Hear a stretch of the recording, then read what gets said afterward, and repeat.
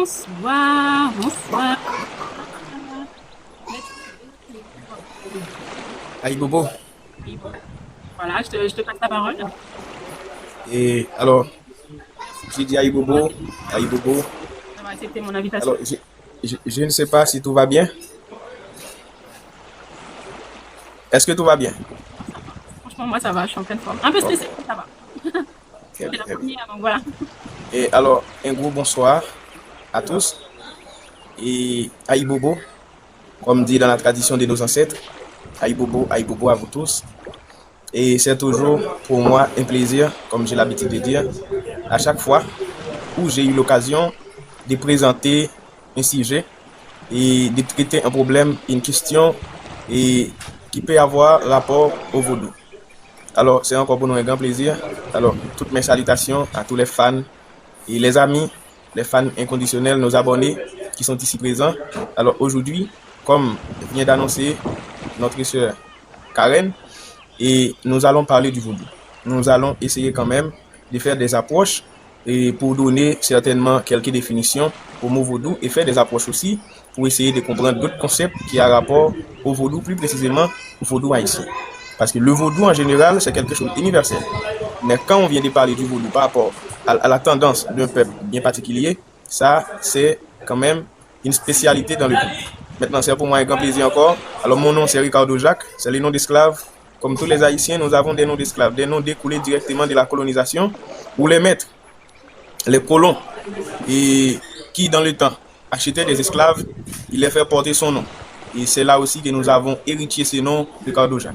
Mais le nom sacré, le nom où nos ancêtres, le nom où les esprits, les lois donnent à Ricardo Jacques, c'est bien Maître Flambeau. Maître Flambeau, bon gant apprécié. Alors nous sommes ici pour parler du vaudou. Aïe bobo tout le monde. Aïe, Bobo. Merci pour cette présentation. Je tenais à te remercier d'avoir accepté de faire ce live avec moi. Ça va Merci à toi aussi. pour moi, voilà, d'avoir accepté, de m'avoir fait confiance. Et, voilà, pour en apprendre plus, j'ai hâte. J'ai mon cahier de notes. Donc, on peut commencer par le mot. Je te laisse continuer. Parle plus fort. Je disais que je te remerciais d'avoir accepté, de m'avoir fait confiance, voilà, pour ce live. Et que du coup, ouais, je suis prête et impatiente. Et je pense que c'est le cas pour beaucoup de monde dans le live, à apprendre ce que c'est le vaudou, les fondements, d'où ça vient, ce que ça signifie, le mot en lui-même, les origines, voilà, les cérémonies, les divinités, les vévés, voilà, que moi j'utilise en maquillage artistique, le vocabulaire aussi, que veut dire aïbobo, que veut dire passimbo, que veut dire ça va louer, à Oshenago, voilà, qu'on puisse comprendre, savoir ce que veut dire ces mots-là qui sont très très importants dans la culture vaudou. Très bien. Alors, toutes mes remerciements à toi aussi, alors qui a choisi de prendre cette initiative et pour faciliter alors, les francophones de mieux connaître ou de comprendre le vaudou, plus précisément le vaudou haïtien.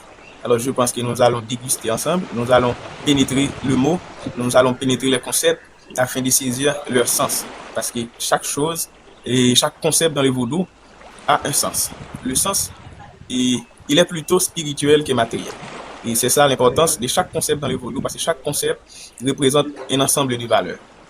Et cette valeur-là, et que chaque concept représente, c'est très important de pénétrer le mot et de pénétrer son sens afin de découvrir sa dimension spirituelle et ce que nous pouvons faire avec.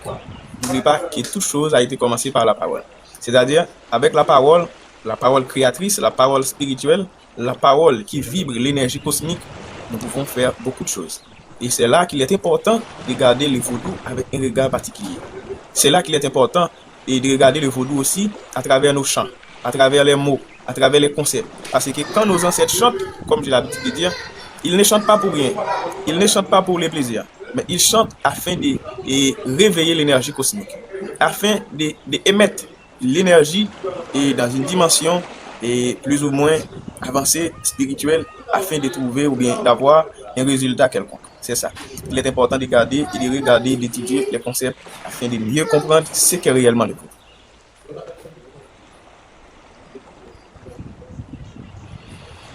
Ok, donc est-ce que tu peux nous définir le mot, s'il te plaît? Alors, Étymologiquement. Alors, quand on parle de vaudou, il faut d'abord regarder le mot, d'où ça vient et dans quel contexte nos ancêtres ont choisi de nommer notre spiritualité vaudou. Pourquoi le nom? Maintenant, nous allons trouver le sens du vaudou ou encore le sens de notre pratique spirituelle à partir du choix que nos ancêtres ont fait et quand ils ont choisi d'appeler cette spiritualité vaudou. Qu'est-ce que signifie le vaudou? Quelle est sa définition? Quelle définition pouvons-nous apporter au vaudou? Maintenant, quand on dit vaudou, le mot d'abord, il vient de la langue des Fon, de la langue Fongbe africain. Les Fon, les Ewe, les Bantous, comme nous connaissons, ce sont les différentes tribus ou les différents regroupements qui donnaient naissance au royaume d'Aoméen. Maintenant, la majorité des mots utilisés dans le vaudou haïtien découlent directement, pour la plupart, dans la tradition des Fon. Dans la langue Fongbe africain, le mot vaudou, ça vient de deux mots. C'est deux mots qui viennent combiner pour donner ce que nous appelons vaudou. Le mot c'est vo qui signifie recherche tout simplement et dou qui signifie inconnu. Et les mots dou, alors les mots vaudou, je vais écrire ça pour vous, c'est vaudou comme ça, c'est comme ça les mots. Le mot c'est vaudou avec la lettre un dans le créole haïtien. Le mot hun, nous avons trouvé ces mots pas mal et dans des autres mots, on a trouvé aussi le hun dans hungan, hunsi, vaudon, vaudounisant, vaudonvi, hundianikon, huntorgi, etc. Donc, on a trouvé le mot hun partout parce que hun signifie mystère, inconnu, l'insaisissable, l'impénétrable. C'est ça le mot hun, mystère. Donc, quand nous cherchons à définir le mot vaudou, nous trouvons que le veau signifie recherche et hun signifie inconnu. Maintenant, qui fait du vaudou la recherche de l'inconnu? Pourquoi la recherche de l'inconnu? Pourquoi cette définition? C'est parce que nos ancêtres n'ont pas créé leur Dieu. Nos ancêtres noirs, nos ancêtres kamites, nos ancêtres africains, nos ancêtres taïnos, ils n'ont pas créé leur Dieu, comme font les Occidentaux, bien entendu. Mais nos ancêtres cherchent à connaître Dieu de préférence. Nos ancêtres découvrent Dieu à travers la nature. Comment nos ancêtres arrivent à trouver quelque chose comme ça? Comme nous l'avons vu dans l'étude de la philosophie, par exemple, on nous dit les philosophes avant Socrate, les présocratiques, ils avaient pour objectif de décrire ou d'expliquer le monde ou encore de chercher l'origine des choses, l'origine du monde, de comprendre pourquoi nous sommes là, de chercher maintenant la source, de chercher maintenant la cause de notre existence. Donc, c'était ça l'objectif des présocratiques. Maintenant, en regardant ainsi les présocratiques, n'oublie pas que la majorité des philosophes présocratiques, ils étaient tous en grande partie des élèves qui apprennent la spiritualité ou encore la philosophie de nos ancêtres en Afrique.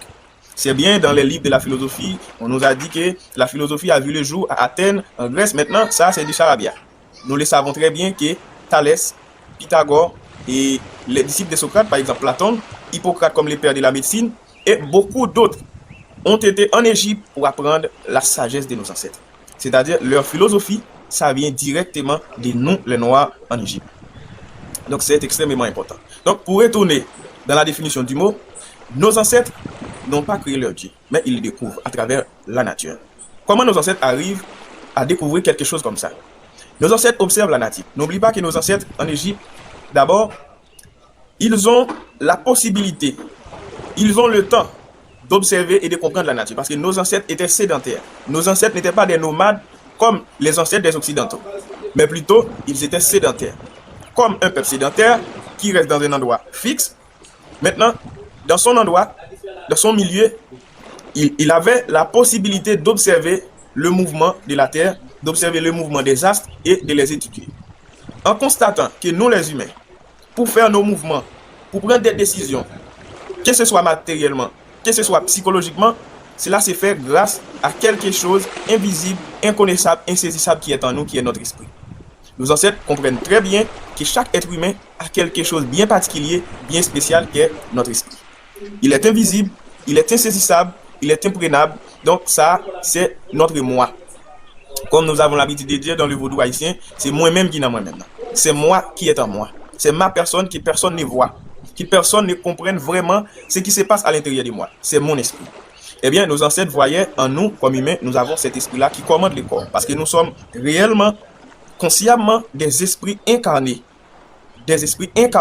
dans un corps matériel, qui nous a donné cette dimension-là, qui est une dimension matérielle. Et notre objectif étant qu'être spirituel, c'est de laisser ces corps pour aller évoluer sur le plan spirituel, comme nous l'avons, ça veut dire de saisir et le vrai personnalité, notre vraie personnalité, saisir ça. Donc c'est ça. Nos ancêtres observent aussi à travers les animaux. Ils voient les chiens, les chats et tant d'autres animaux qui fonctionnent selon leur âme. C'est-à-dire, ils fonctionnent, ils agissent, ils pensent comme nous. Maintenant, en observant aussi les arbres et les plantes, ils voient aussi les plantes donnent ses fruits en ses saisons. Ce ne sont pas nous les humains qui disent aux plantes, maintenant tu dois donner des fruits, tu ne dois pas donner des fruits dans telle ou telle saison. Ils les font indépendamment, dépendant de sa caractéristique bien spécifique.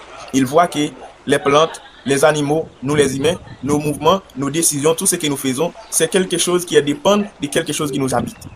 Ça, c'est notre esprit. Maintenant, nos ancêtres aussi, ils observent les astres, ils observent la Terre. La Terre est en perpétuel mouvement. Comme nous les humains, nous sommes en perpétuel mouvement.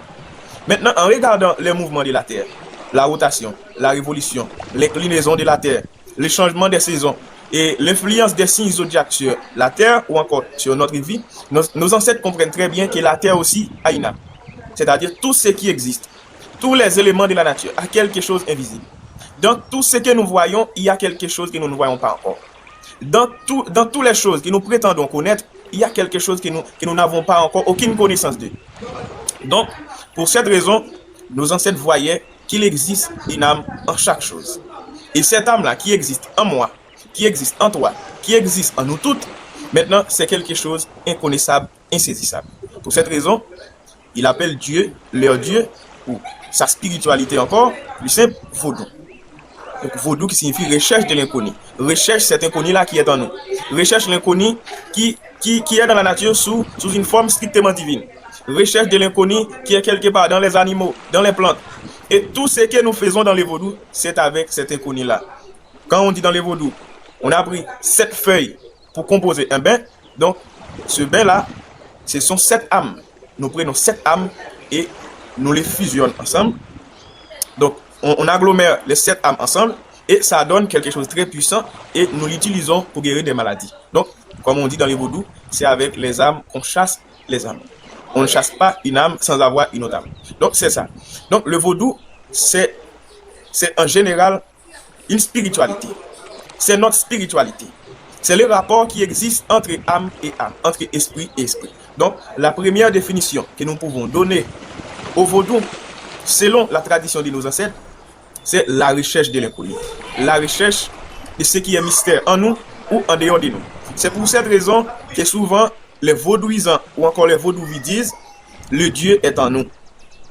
C'est pour cette raison que les vaudouisants ou les vaudouvis peuvent parler avec Dieu à travers les arbres, à travers les animaux, à travers l'eau, à travers le feu et à travers tous les éléments de la nature parce que chaque élément contient en lui la force divine ou encore l'énergie cosmique ou encore la vie ou encore une parcelle du vaudou.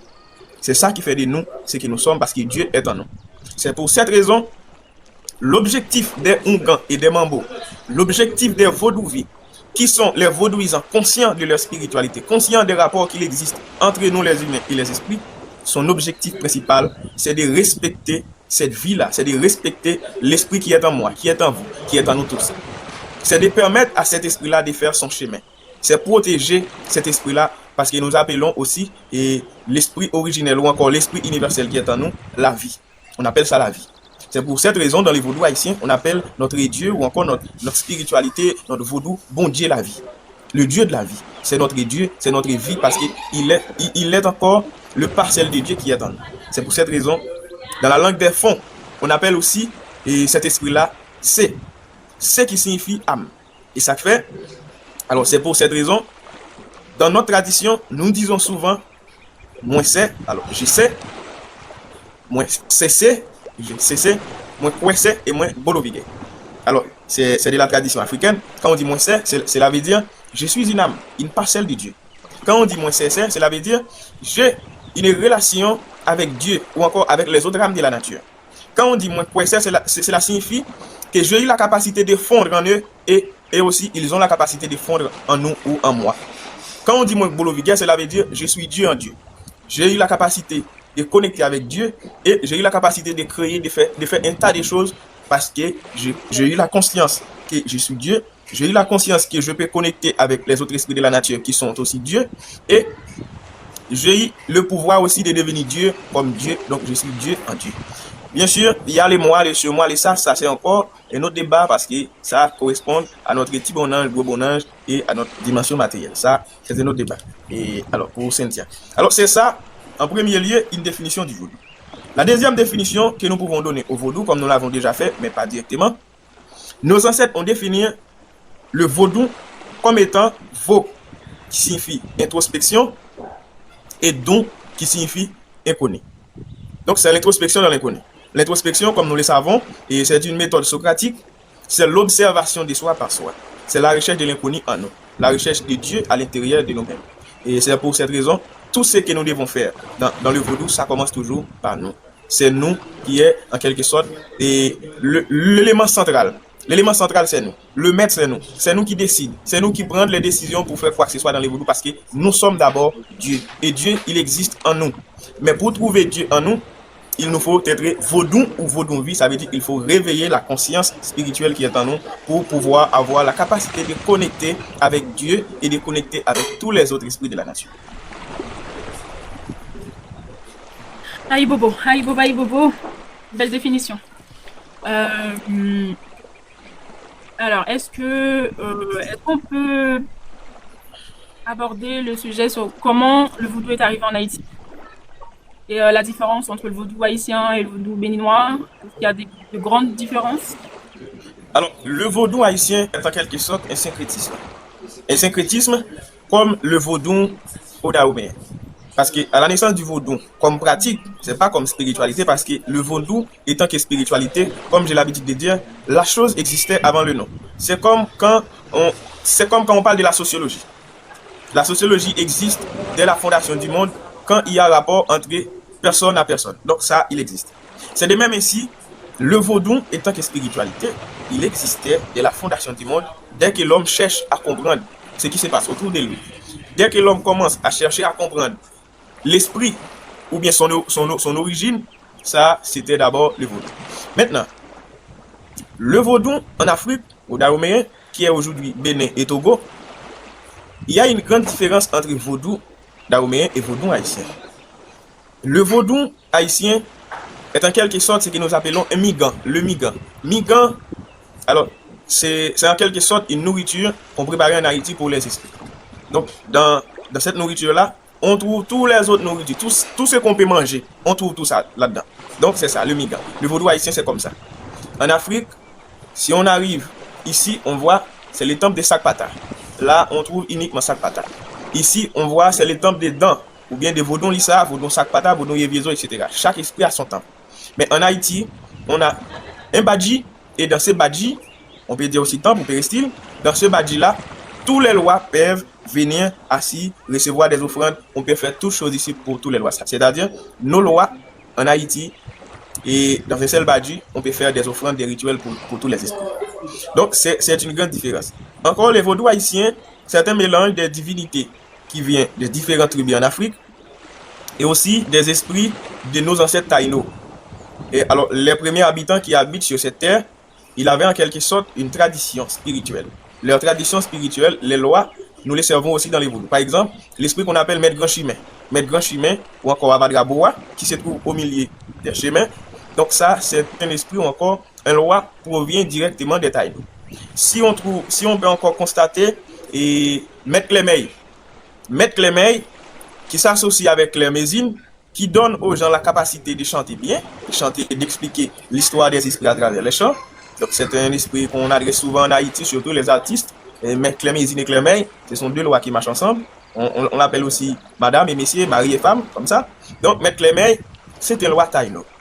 Donc il y a pas mal de lois dans la tradition des taïno qui se trouvent dans notre panthéon. Donc cela vient à dire qu'il y a une grande différence. Donc d'où vient notre vaudou?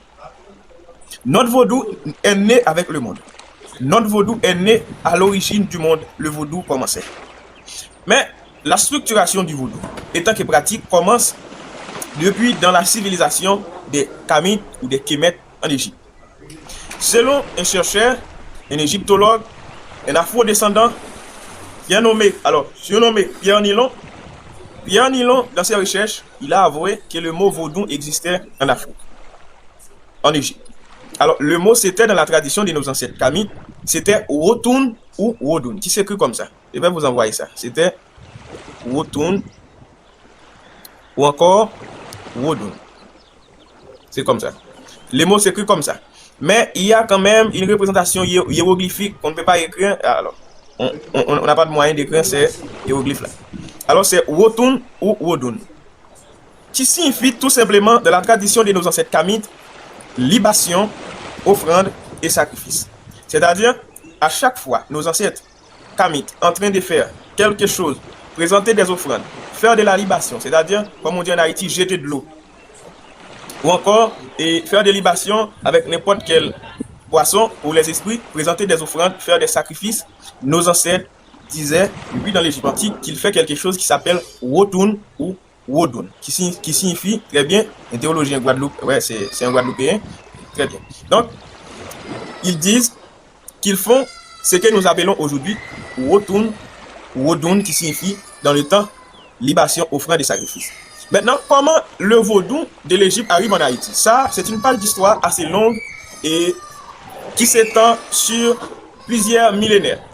Parce que dans ces premiers temps, les Occidentaux, qui étaient autrefois des nomades, et des peuples qui n'ont pas vraiment la capacité de comprendre l'univers dans la dimension où nos ancêtres sédentaires observaient le monde, étudiaient en quelque sorte l'histoire du monde, comprendre le fonctionnement des âges, de la terre et des êtres humains, etc. Dans tous les domaines, nos connaissances étaient évoluées en Égypte.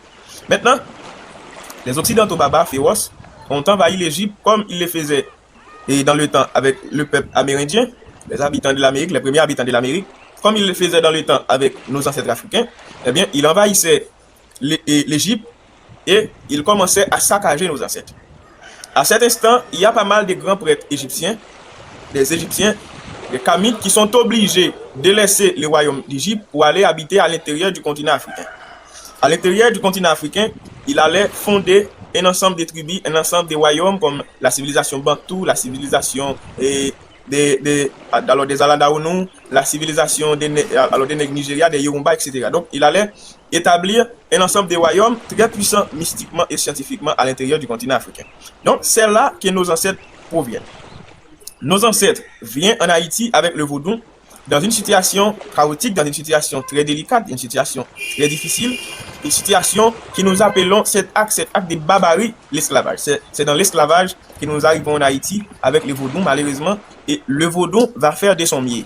Notre spiritualité va faire de son mieux pour nous mettre dehors de cette situation chaotique et que nos ancêtres se trouvaient dans le temps qui était l'esclavage. Donc, c'est pour dire que notre vaudou, notre pratique, il vient directement de nos ancêtres Kamites dans l'Égypte antique, en passant par les royaumes dahoméens et en passant par des différents royaumes et tribus existantes dans le temps et en Afrique. Ok, aïe Bobo, on va faire une petite pause de 2 minutes, histoire que Maître Flambeau puisse s'hydrater et moi aussi, et on revient.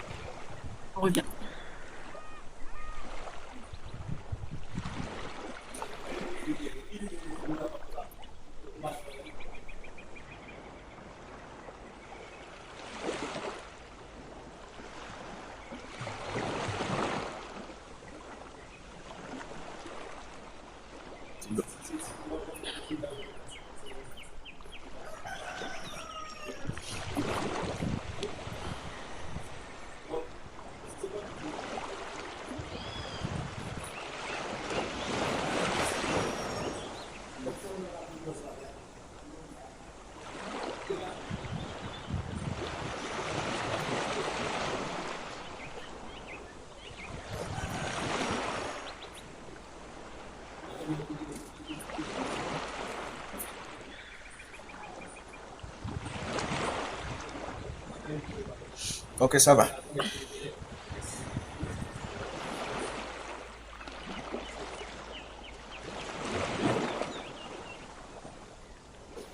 Donc, pour la suite, Alors, c'est quoi en fait par rapport au vaudou haïtien sur le rôle des divinités, qu'on appelle loi en créole haïtien? Est-ce que c'est vraiment la même chose, loi et divinité? Ou est-ce que il y a des différences? Euh, Quels sont leurs rôles en fait dans le vaudou haïtien? Alors, et pour bien répondre à cette question, il faut d'abord comprendre qu'est-ce qu'une loi. Qu'est-ce qu'une loi dans notre tradition? Et ce que nos ancêtres appellent loi. Pourquoi loi? Alors, tout d'abord, quand on dit loi, il n'est pas trop différent quand on dit esprit dans la tradition occidentale. Parce que quand on dit loi, c'est une tradition qui vient des habitants surtout du royaume du Congo. C'est-à-dire, le mot loi vient directement dans la langue kikongo-africain, qui signifie tout simplement esprit. Mais nos ancêtres dahoméens n'appellent pas leur divinité loi. Ils l'appelaient plutôt vaudou. C'est pour cette raison, dans la tradition dahoméenne, bien entendu, et si on entend un dahoméen, un béninois, et qui parle aujourd'hui du vaudou, on va voir qu'il vient de nous dire vaudou lissa. En Haïti, on peut dire loi lissa ou bien loi d'Ambala, mais dans leur tradition, ils appellent leurs esprits vaudou, tout simplement. Vaudou lissa, vaudou sakpata, vaudou ezo, etc. Et si on jette aussi un regard rétrospectif aussi chez les Yoruba, les habitants du Nigeria actuel, on peut voir qu'ils appellent leurs esprits Orisha. Donc, c'est pour vous dire, quand on dit loi, quand on dit vaudou, quand on dit Orisha, c'est la même chose, qui signifie tout simplement esprit dans la langue occidentale. Donc, c'est la définition du mot loi. Qui sont les lois? Il y a 3 catégories de lois dans le vaudou haïtien. Il y a 3 catégories de lois dans le vaudou haïtien. Il y a des lois qui sont des esprits d'origine strictement divine.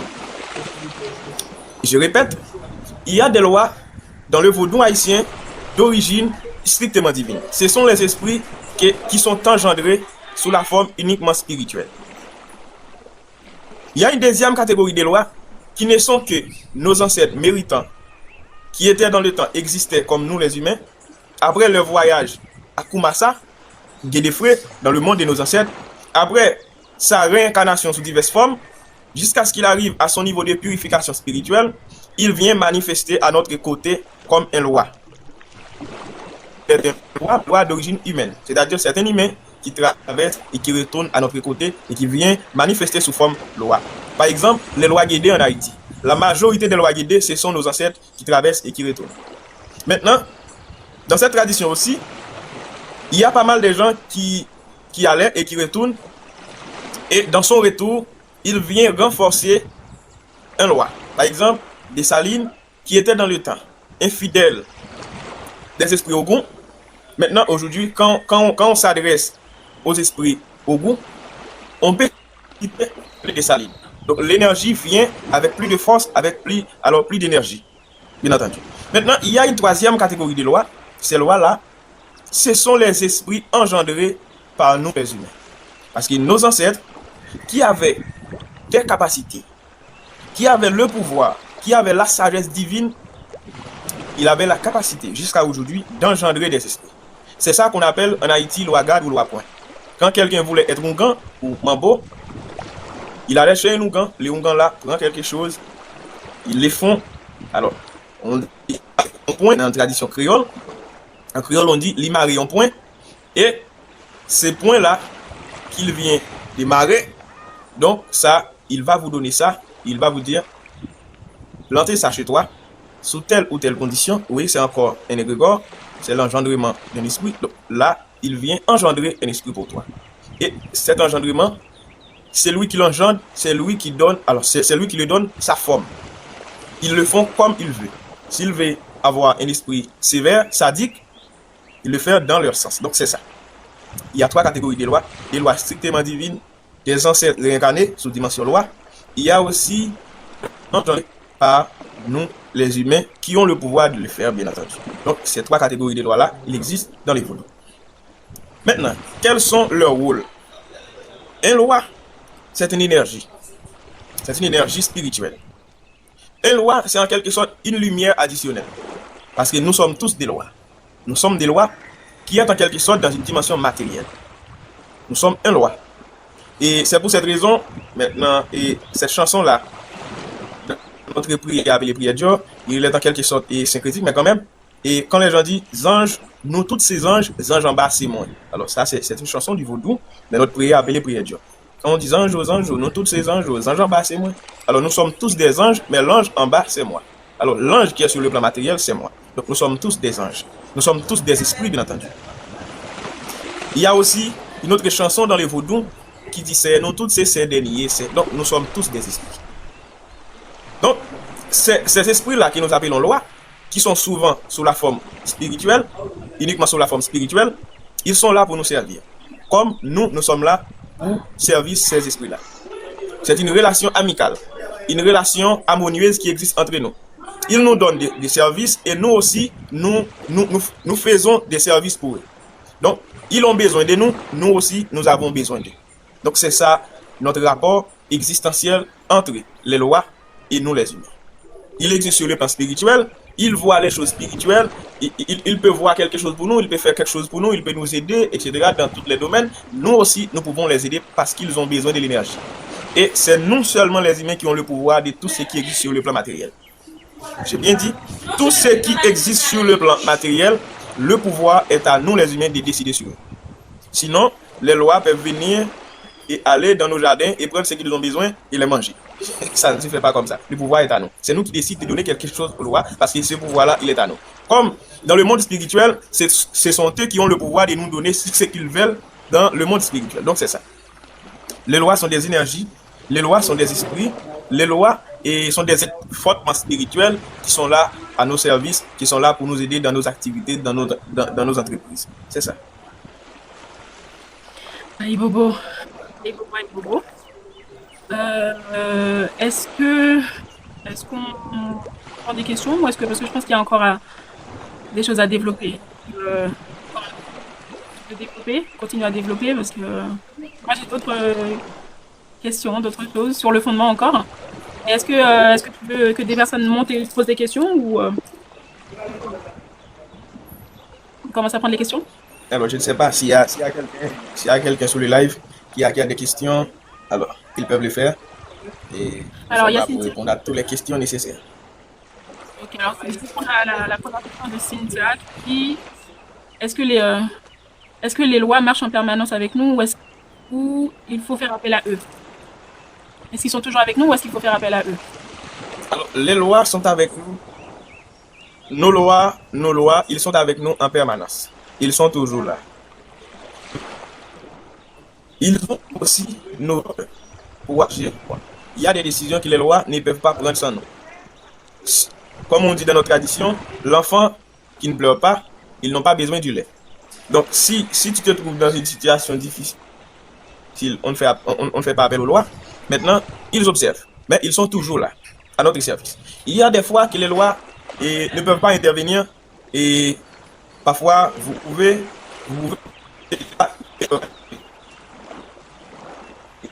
possible de noter ça.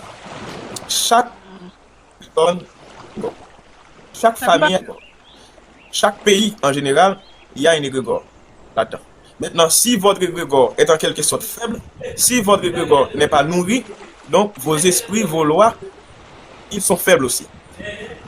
Ils se trouvent dans une situation où vous êtes attaqué, mais vos esprits n'ont pas en mesure d'intervenir parce qu'ils sont faibles. Et parfois, il y a des gens qui faisaient des rêves, il y a des gens qui meurent, qui traversent, dans nos traditions, les gens qui meurent, on dit en Haïti qu'ils sont traversés. Les gens qui traversent, ils viennent à notre côté pour nous demander de faire quelque chose pour eux parce qu'ils sont faibles là où ils se trouvent. Donc, il est important de faire des rituels pour eux. Il est important de tenir notre relation avec eux avec un pile harmonisation et cela nous aide à avoir plus de contacts, cela nous aide à rester plus proche d'eux et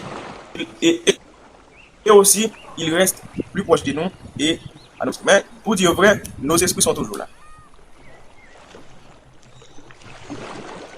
Ok, on a un peu de coupure de ton côté, donc juste pour info que Monsieur Maître Lambeau est en Haïti, donc il peut avoir des soucis de connexion par un moment, parce que le réseau peut être instable, donc merci de le comprendre. Alors, quelle est la différence entre une loi et une divinité?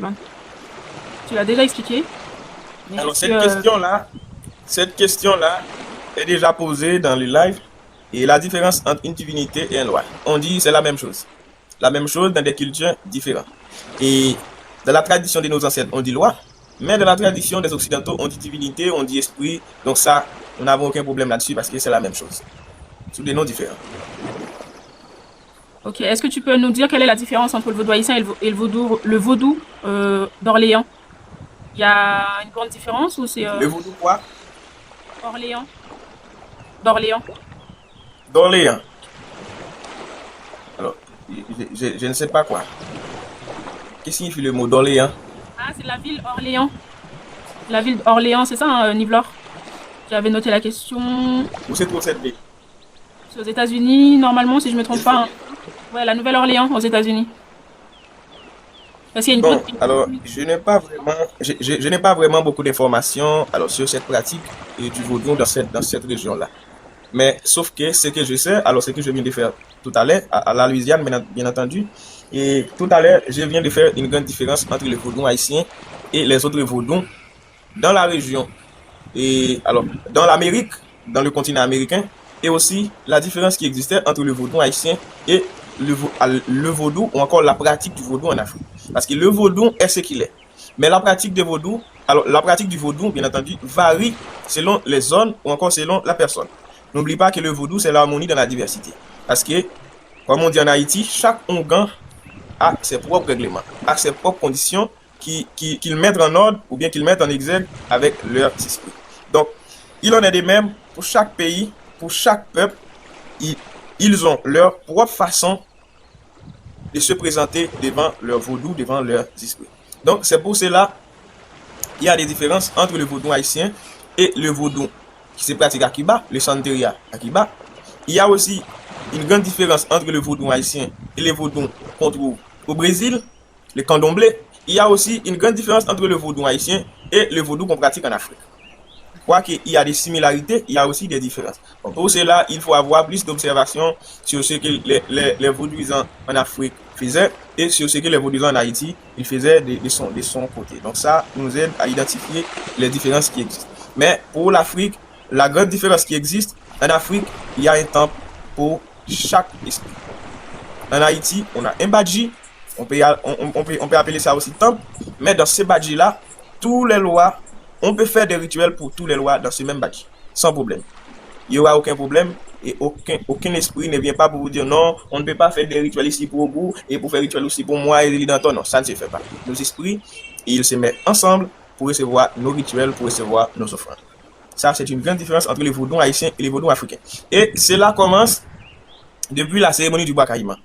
Parce que dans la cérémonie du bois caïman, Oukman, étant que grand prêtre, étant que le Onguent, il prenait tous les tribus différents et il faisait en quelque sorte cette nourriture-là que nous venons de parler tout à l'heure, qui est le migan. Migan, c'est-à-dire, on vient d'assembler toutes les croyances et les faisait un seul. Donc c'est là, c'est le vaudou haïtien. Le vaudou haïtien, c'est en quelque sorte un mélange de toutes les croyances qui proviennent et de l'Afrique, des Taïnos et aussi des Européens aussi. Donc c'est ça. Ok. Est-ce que les lois, les divinités sont forcément décédées? Est-ce que les divinités sont quoi? Est-ce qu'ils sont forcément morts? Pas tout à fait. Pas tout à fait. Tout à l'heure, je viens de vous dire qu'il y a 3 catégories de lois. Il y a des lois d'origine strictement divine. Très bien. Il y a quelqu'un qui vient ici d'écrire de Milocan. Oui, c'est vraiment ça. De Milocan. C'est ici la représentation pour tous les esprits. Milocan. Ça, c'est un verbe Milocan. Donc, alors, reprends pour moi la question. Alors, est-ce que les lois, donc les divinités, sont forcément morts ou morts? Pas tout à fait. Comme je viens de vous dire tout à l'heure, les lois, ils peuvent, des lois qui sont d'origine strictement divine, par exemple Dambala n'existait jamais sous une forme humaine. Aïda n'existait jamais dans le temps sous une forme humaine. Ce sont des lois d'origine strictement divine. Mais il y a aussi pas mal de lois qui sont d'origine humaine, qui ce sont des humains qui traversent Koumassa dans les pays de nos ancêtres et qui retournent et se manifestent à notre côté sous la dimension des lois. Il y a aussi des lois engendrées par nous les humains. Donc c'est ça, il y a 3 catégories de lois. Il n'est pas forcément qu'un loi, c'est quelqu'un qui était là, quelque part, et qui mort et qui vient à notre côté pour manifester sous cette dimension. Il n'est pas obligé. D'accord. Est-ce que nous, par exemple, ouais, entre êtres humains, lorsqu'on décède, on devient forcément une divinité, une loi? Ou est-ce que, comment c'est choisi? Les lois deviennent lois? Bien. Alors, et notre existence ici, ce n'est pas quelque chose qui arrive par le fruit du hasard. Nous sommes ici sur la terre afin d'atteindre une dimension spirituelle très élevée. Et c'est pour cette raison que parfois, il y a certains parmi nous qui sont obligés de réincarner plusieurs fois. Parce que pendant leur vie sur terre, ils n'arrivent pas à accomplir leur cycle. Ils n'arrivent pas à apprendre ou à maîtriser ce qu'il fallait maîtriser ici. Donc, il va et il réclame. Mais arrive à une dimension, cette personne-là, soit il s'engendre sous la forme de loi, ou soit il renforce l'énergie pour laquelle il était destiné. Par exemple, moi, et je fonctionne ou encore je sers un loi, on peut appeler Ogun par exemple. Je suis un disciple de Ogun Ferraille. À ma mort, si j'arrive à accomplir mon travail spirituel encore et à réaliser l'objectif pour lequel je suis ici, alors je vais incarner ou encore je vais renforcer cette énergie-là. Mais si je n'arrive pas à accomplir ma tâche, je reviens ici, je reviens pour réincarner et jusqu'à ce que j'arrive à saisir cette dimension dont je devrais saisir. Tout dépend de la raison pour laquelle cette personne-là, ou toi ou moi, est ici pour accomplir. Donc, si on n'arrive pas, à chaque réincarnation, on n'arrive pas à saisir cette dimension, on vit toujours malhonnêtement, on vit toujours au détriment des autres. Il arrive à un certain temps que vous n'avez pas la capacité de réincarner. Eh bien, c'est là que nos ancêtres égyptiens, alors depuis dans l'Égypte antique, on dit, on va détruire votre âme. C'est la mort éternelle. Donc, tu ne vas pas exister sous aucune forme. On va détruire cette âme parce que cette âme-là, il est mauvais. Donc, c'est ça. Ça veut dire, à notre mort, nous ne sommes pas obligés de réincarner ou bien de devenir directement loi. On peut devenir loi, on peut renforcer d'abord un loi qui a déjà existé, et on peut aussi perdre notre âme si on n'arrive pas à réaliser l'objectif pour lequel nous sommes nés. D'accord. Alors, on voudrait quelques significations par rapport au vocabulaire utilisé dans le vaudou. On a par exemple Aïbobo. Est-ce qu'on peut avoir la définition de Aïbobo, la définition de Savaloué qu'on utilise? Alors, quand on dit Aïbobo, on dit Savaloué, et il y a une similarité, et en quelque sorte, comme disent les gens, et ça, presque, on peut dire ça, c'est les synonymes. Mais quand on dit Aïbobo, c'est encore un mot qui vient de nos traditions fon en Afrique. C'est un mot qui vient de la tradition ou encore dans la langue fonpé. Aïbobo, Aï signifie terre, Bobo signifie béni. Maintenant, quand on dit Aïbobo dans notre tradition, on dit que la terre soit bénie. Maintenant, quand on dit que la terre soit bénie, ce n'est pas seulement la terre comme matière brute, mais la terre comme tout ce qui existe sur cette terre. Nous les humains, les animaux, les plantes, les éléments, l'eau, le feu, la terre, etc. Tout ce qui existe sur cette terre, quand on dit Aïbobo, on donne la bénédiction à tous. C'est ça, Aïbobo. Et dans notre tradition aussi, il y a des formules de salutation qu'on utilise souvent. Par exemple, les gens disaient souvent Haïti, Aïzan, Aïvoudon, Aïbobo. Quand on dit Haïti, Haïti c'est grand terre. Haï signifie terre, Ti signifie grand dans notre tradition. Haïti c'est grand terre. Quand on dit Aïzan, on dit terre sacrée. Haï terre, Zan signifie sacré. Donc quand on dit Aïzan, on dit que la terre soit sacrée. Donc quand on dit Aïvodon, on dit que cette terre soit toujours une terre de mystère. Quand on dit Aïbobo, on dit que cette terre soit bénie.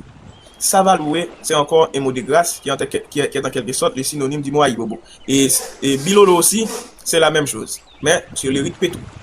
Donc, sur le rite Pétro, on ne dit pas souvent Aïbobo, on dit Bilolo. Alors justement, pendant que tu mentionnes les rites Pétro, est-ce qu'on peut savoir la différence ou ce que ça veut dire, rite Pétro, rite Rada, et combien de rites est-ce qu'il existe en fait?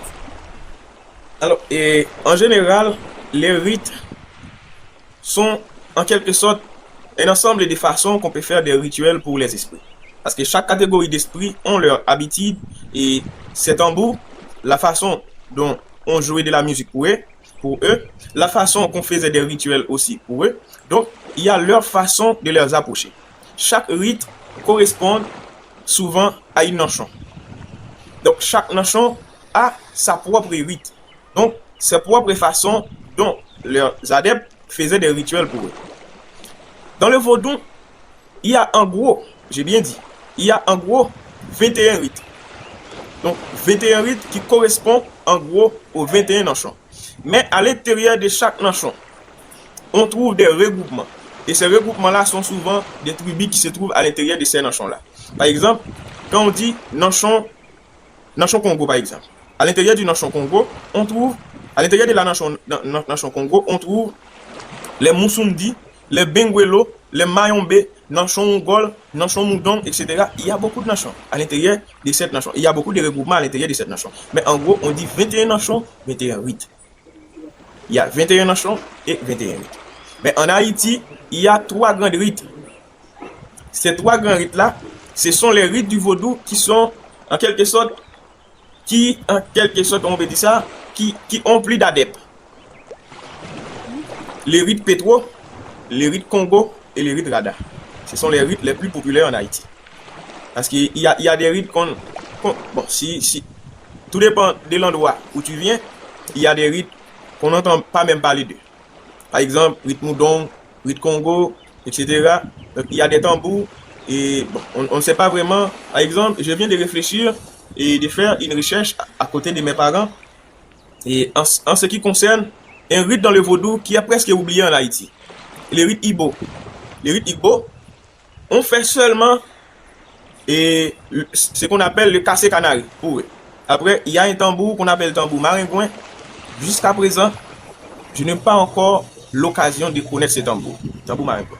Bon, ça, il existe dans le vaudou. Bon, je n'ai pas encore la chance de découvrir comment fonctionne-t-il parce que mes parents m'ont dit que ce tambour-là, on le place sous la terre et il y a une corde. Maintenant, on joue ça comme ça. Maintenant, c'est quelque chose tout à fait différent. Ok.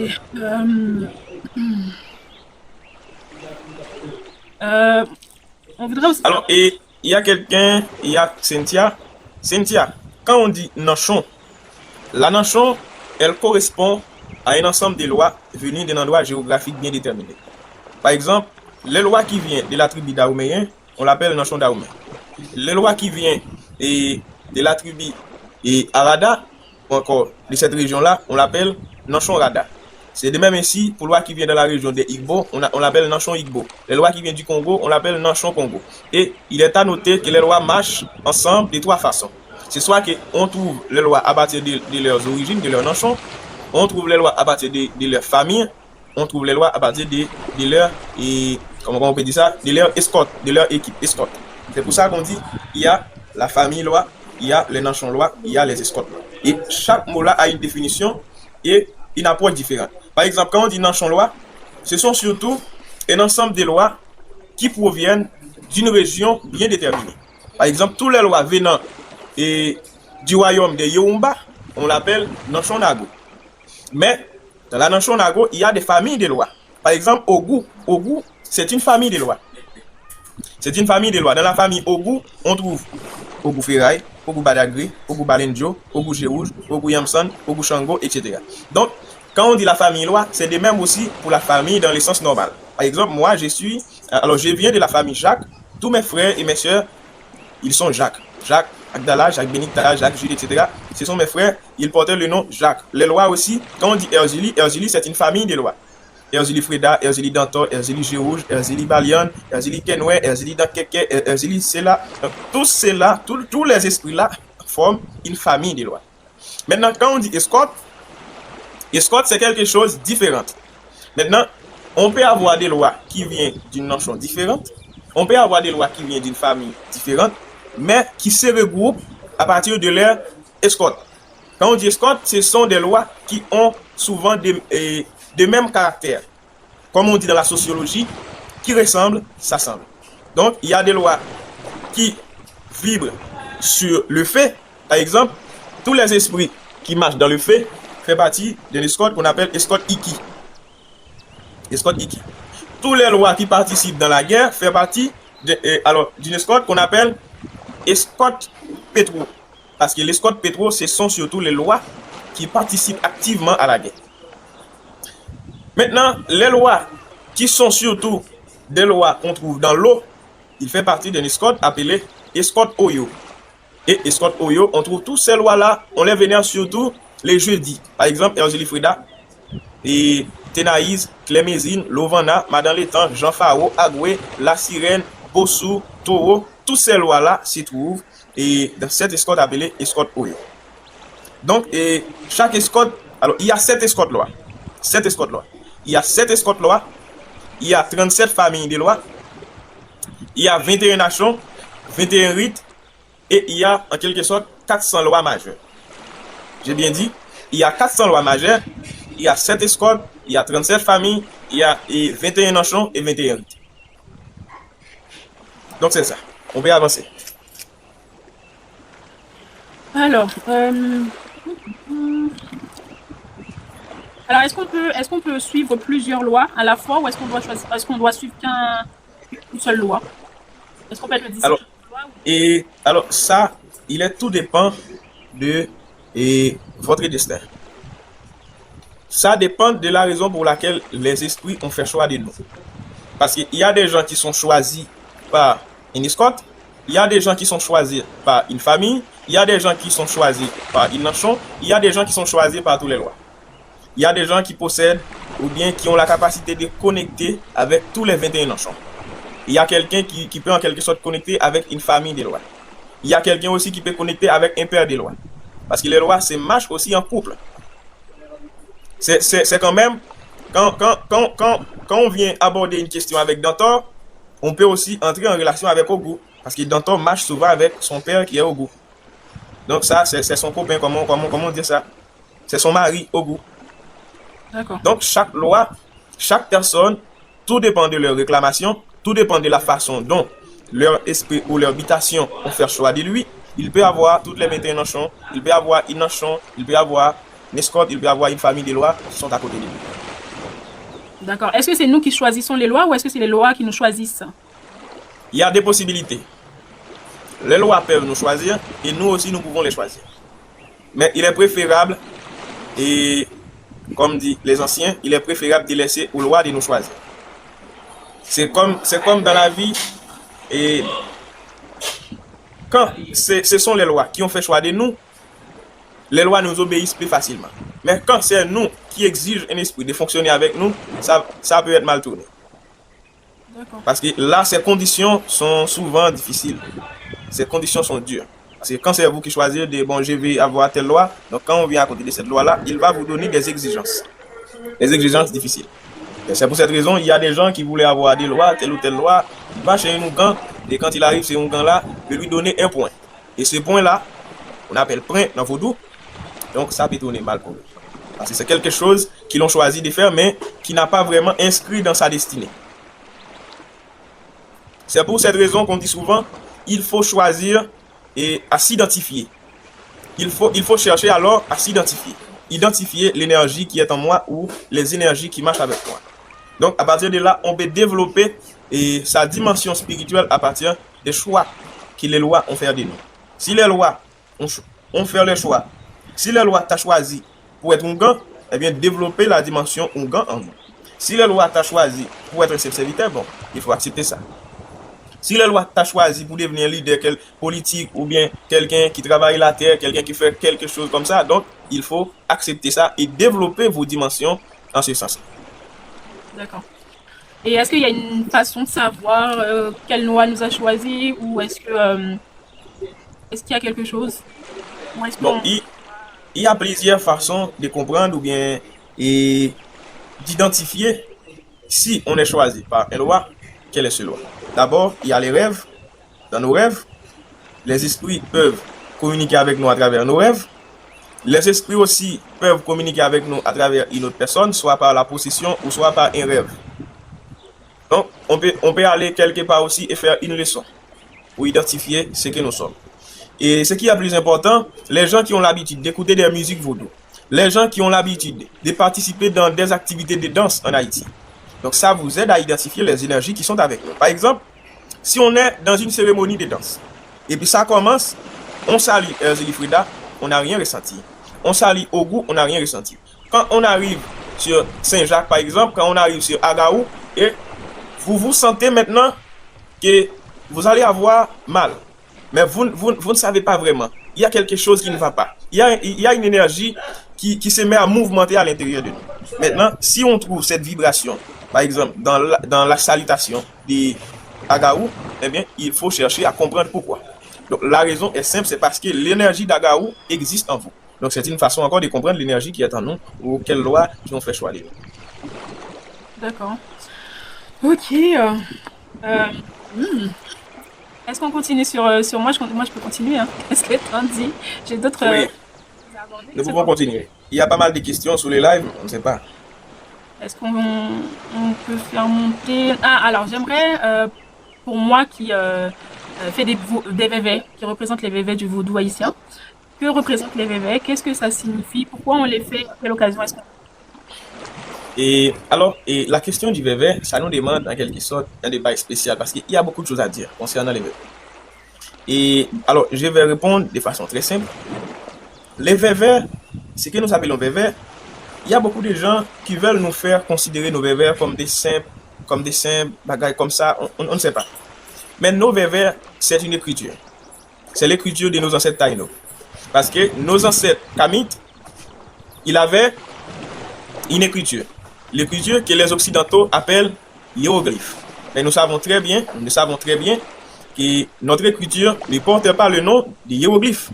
C'est quand même Medou Neter.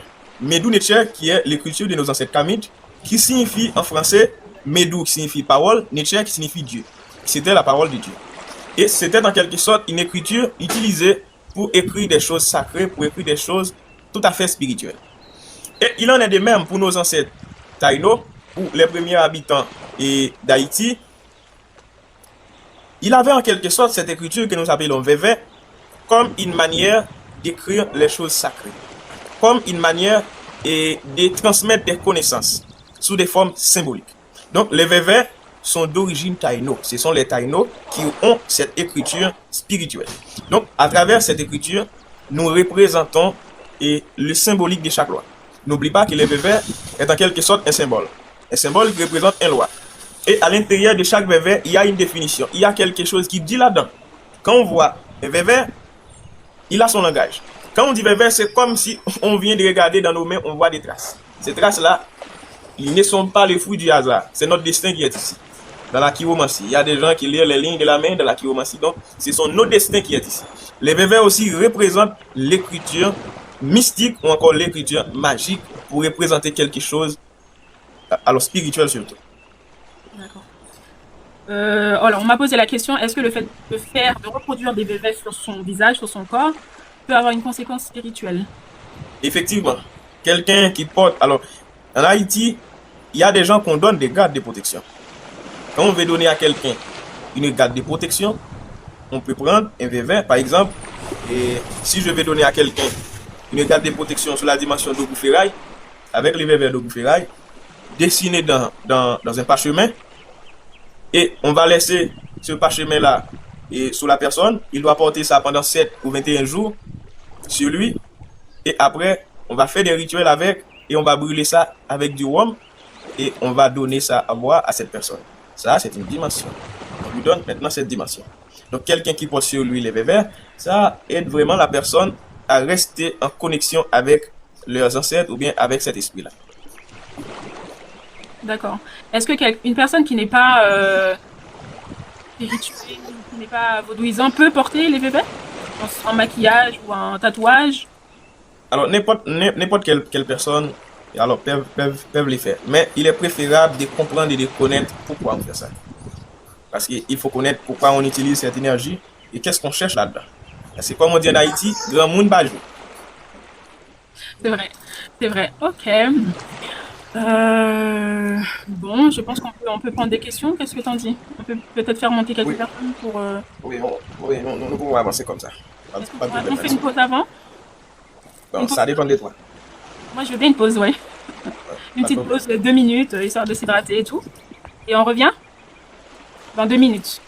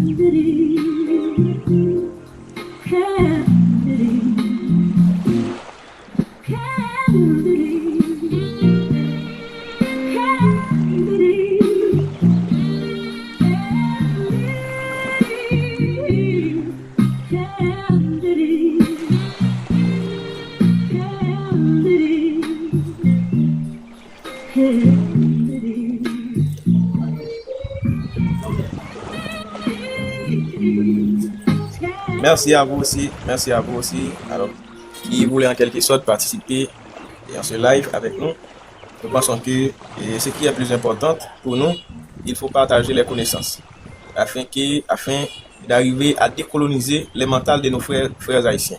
Il y a beaucoup de gens qui parlent mal du vaudou, et surtout les pasteurs de l'église, les chrétiens, et alors qui voulaient présenter le vaudou à la société comme quelque chose de négatif, comme quelque chose qui contribue plutôt aux envoûtements de la société. Et même les Occidentaux, parfois, je vois, il y a des gens qui présentent sur les médias européens surtout, alors qui présentaient le vaudou comme quelque chose qui est négatif, comme quelque chose qui est responsable du mal des Haïtiens. Et malheureusement, il y a des Haïtiens qui ne comprennent vraiment pas ça. Ils l'acceptent. Et parfois, il y a des Haïtiens aussi qui sont en train de parler, de dire des choses mauvaises à l'égard du vaudou. Et pourtant, ils ne le savaient pas vraiment quel est le rôle essentiel dont le vaudou joue et dans la libération de ce peuple, dans le joug de l'esclavage. Donc c'est ça, la colonisation. Aujourd'hui, si les Noirs peuvent se tenir debout face à un Blanc pour dire que nous sommes tous des humains, c'est parce que les Haïtiens, par le moyen que le vaudou nous a donné, à tenir tête aux Blancs, et à les faire savoir que nous, les Haïtiens, nous sommes des humains. Et ça, c'est pour ça aujourd'hui nous sommes dans cet état-là. Nous sommes en train de payer, comme on dit en Haïti, les dérespectants de dire non aux Blancs, d'éliminer les systèmes esclavagistes colonialistes du monde entier. Donc c'est quelque chose de grave pour les Occidentaux, mais bénéfique pour nous les Noirs aujourd'hui qui, en quelque sorte, peuvent se tenir face à face aux Blancs pour dire nous sommes des humains, comme vous. Nous sommes dans le temps le maître de l'humanité. Nous sommes dans le temps les gens qui ont beaucoup de savoir dans tous les domaines, et savoir dans le domaine de la médecine, savoir dans les mathématiques, comme Pythagore et Thalès allaient autrefois en Égypte pour apprendre. Et les théorèmes de Thalès et de Pythagore se trouvent directement en Égypte, dans les nouvelles découvertes, on trouve tout ça. On trouve des exercices résolus par les Occidentaux. Ils disaient, bon, c'est Thalès qui a inventé ça, c'est Pythagore, c'est Archimède, c'est ici, c'est Hippocrate. Pourtant, toutes ces choses-là existaient d'abord en Égypte, les calendriers, l'astronomie, l'astrologie, tout ça. Donc, nous sommes un peuple qui est en quelque sorte marginalisé aujourd'hui. Mais ce que nous sommes aujourd'hui, ce n'est pas la personne que nous étions dans le temps. C'est pour cette raison qu'il faut toujours poser la question, d'où venons-nous? Où sommes-nous et où allons-nous? Il faut faire ce que nous appelons la prise de conscience. Il ne faut pas écouter pour écouter. Il ne faut pas entendre pour entendre. Aujourd'hui, il nous faut un réveil national. Il nous faut le réveil de la conscience spirituelle. Il nous faut retourner directement à nos sources ancestrales pour puiser de l'énergie spirituelle, pour puiser aussi de la connaissance scientifique et autres. Parce que dans le vaudou, là, en Haïti, et que les gens regardent avec un regard vraiment méprisant, il y a des connaissances, il y a des savoirs à connaître. Il y a quelque chose là que tous les Haïtiens devraient savoir. Le sens même du vaudou, le sens même de notre spiritualité, notre stratégie de combat. Nous pouvons donner de la sécurité au pays. Ça, c'est sûr. Je le savais très bien, moi. Comme Haïtien, comme vaudouvi, je le savais très bien. Nous pouvons faire quelque chose pour le pays s'il y a vraiment des gens honnêtes parce que nous avons les moyens. Mais malheureusement, aujourd'hui, les moyens sont mal utilisés par beaucoup de gens qui l'utilisent à leur profit personnel. Et ce qui est vraiment bizarre et anormal jusqu'à présent. Mais si nous prenons la conscience aujourd'hui, comme dit le sénateur Richet, et en Afrique dernièrement, dans la fête du vaudou au Bénin, le vaudou peut faire quelque chose pour Haïti. Nous avançons. Alors, je voulais te remercier vraiment pour tous ces savoirs. Hein. J'ai pu voir quelques commentaires qui remercient l'initiative. Donc j'en profite pour remercier Maître Flambeau d'avoir accepté de faire ce cours en français, parce qu'habituellement il le fait en créole haïtien, sur le compte de Cousin Zaka et sur le compte de Connaissance Vaudou. Et il a très gentiment accepté de le faire avec moi en français. Donc j'aimerais vraiment que vous le remerciez dans ce sens-là, parce que c'est pas forcément facile. Voilà, c'est pas forcément facile. N'hésitez pas à lui envoyer des cadeaux. Voilà, si vous n'avez pas les moyens et que vous devez faire un choix entre lui et moi, envoyez-lui un cadeau. Laissez-moi de côté, c'est pas grave. Je vous remercie encore de votre présence. Vraiment, merci beaucoup de votre participation, les likes, les commentaires, tout ça. Je pense qu'on va commencer à prendre des questions. On va commencer à faire monter quelques personnes pour que ces personnes-là puissent poser des questions. Mais alors, je tiens quand même à vous reprévenir, parce que j'ai prévenu tout à l'heure. J'ai besoin que vous restiez respectueux, d'accord? Que vous soyez ou non d'accord avec ce qui a été dit, ou que vous soyez pour le vaudou, contre le vaudou. Je demande un respect vis-à-vis de Maître Flambeau, vis-à-vis du live, vis-à-vis du vaudou.